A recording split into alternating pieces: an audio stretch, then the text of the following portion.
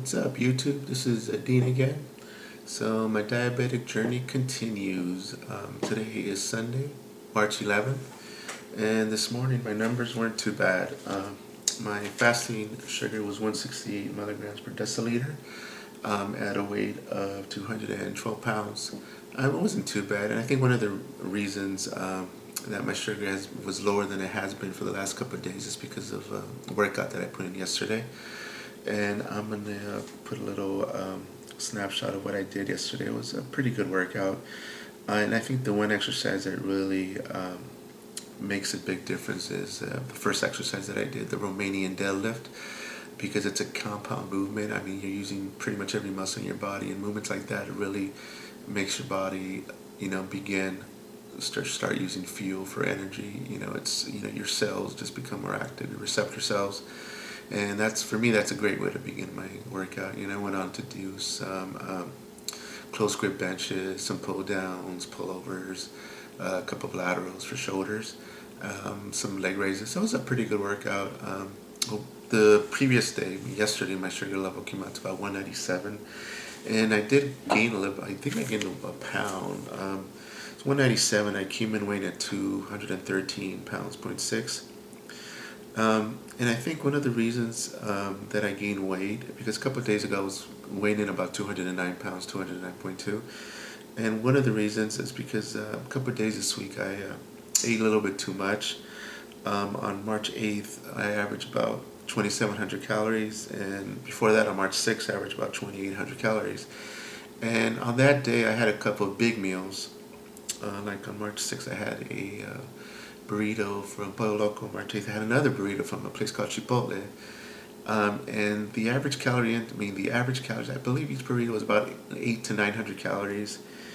And so I'm taking that in on top of all the other foods, which it's about 2,700 calories. And I think that what it's doing, it's increasing my insulin into my bloodstream. And what that's doing, it's converting the sugar into fat. And I believe that's why I gained that pound, because I had those two. I would call them cheat days, because I've been averaging about 1,500 to 1,700 calories a day. And if I keep eating that way, then I do see a little bit of weight loss each day, maybe like 0.2, 0.3. But because I added those 2 days where I eat 2,700 calories and 2,800 calories, that's what kind of screwed me up for the week. And that's what big meals will do. It'll increase your insulin, and and that insulin will convert any excess sugar, because it's trying to regulate your sugar level. It's going to convert it to fat. As I was watching a video with a doctor named Robert Lustig. He's an endocrinologist who's also a professor at the University of California in San Francisco, and he has a couple of books out on diabetes and processed foods and all that stuff. And he talks about being leptin resistant, and leptin is the hormone that controls your appetite. So he asserts that because if you're insulin resistant, the increase in insulin in your body, because your body will try to produce more insulin to regulate your blood sugar, it's going to prevent leptin from signaling to your brain that you're full. And that always happens to me. Like when I'm only eating about 1,500 calories, I get hungry as hell. I mean, I just want to go into a Burger King, and I get grouchy and I'm angry. I'm like, and I think that's what happened on those 2 days. It's the insulin level that really was driving my hunger. And it's like a vicious cycle. You eat a lot, insulin shoots up, prevents leptin from going into your brain, and you just don't feel full. And I never feel full. But I had to, once you kind of realize that, you kind of mentally are able to control that. So because I'm getting back on board again.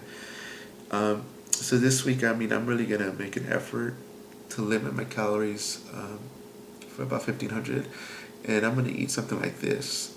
This is a typical, this would be considered to me, would be like a perfect meal. About 340 calories, and like a nice breakdown of fats and proteins and a little bit of carbohydrates coming from fruits and vegetables. And to me, something like this would be the perfect meal. And I know if I eat like this all the time, and maybe have like a good breakfast, which could be a combination of eggs and maybe a slice of whole wheat bread and maybe some avocado. And then if I keep my meals to about 400 to 500 calories. I'm pretty confident that I'll start shedding some weight because I'm seeing as I progress through this journey, I'm seeing what I'm doing wrong. And I think that's why it's very important to measure your sugar level on a daily basis. That way you could see how food affects you. And I used to measure it maybe twice a day, but now I've just been doing it in the morning. And that way you could see, what affect exercise, which to me, the best combination of a workout would be a little bit of cardio, a little bit of weightlifting, and doing it fast paced. And that's how I do my routine. I do a full body workout routine and I do it very fast paced. I rest maybe about a minute in between all my exercises, and then on the average I do about 10 exercises. And with the warm up, it takes me maybe about 30 to 40 minutes to complete a workout. So I'm going to continue, I'm going to do a workout this week, and I'm also going to do a little bit of interval training.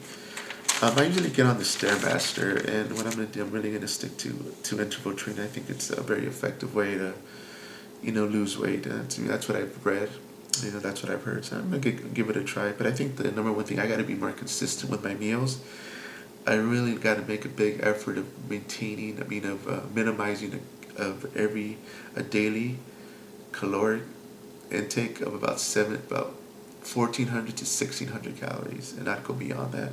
Keeping each meal to about 400 calories, and it's not a matter, I think, of just cutting back carbohydrates. I think in general you got to cut off everything.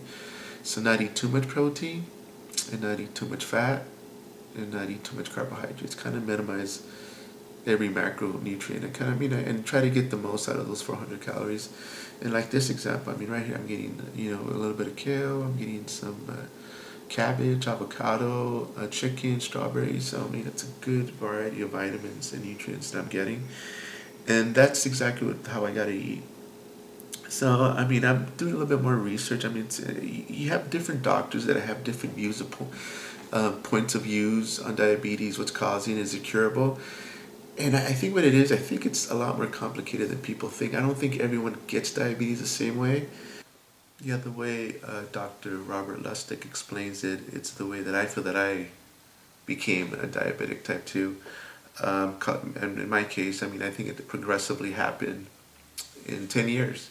I became insulin resistant, I became leptin resistant. And I'll tell you, I used to eat like a horse. I used to be able to take in 4,000 calories. And at one point, I'm weighing in, 212 today, but at one point I used to weigh 280. And I just kept going and going. And when I think back, that it happened like in a time span of 10 years that it evolved. And yeah, the way he explains it in the video that I'm going to attach the link to my video, it just spoke volumes to me, and it just baffles me. I wish I would have known this back then. Because I lived. I never thought I'd get diagnosed. I thought, oh yeah, it's hereditary. Nobody in my family has it, so I'm not gonna get it. That was totally wrong. I did end up getting it. So yeah, so I'm gonna keep trying to improve my diet and let's see how it goes. And I think I'm going to go more into detail in my next video on how my diabetes type 2 evolved. And I'm going to try to find some more medical records to see what happened, because I think it's nice to go back in history and see, well, what happened? Why did I get this?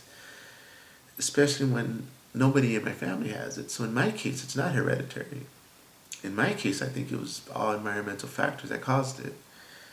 So it just baffles me. So okay, well, thank you for watching.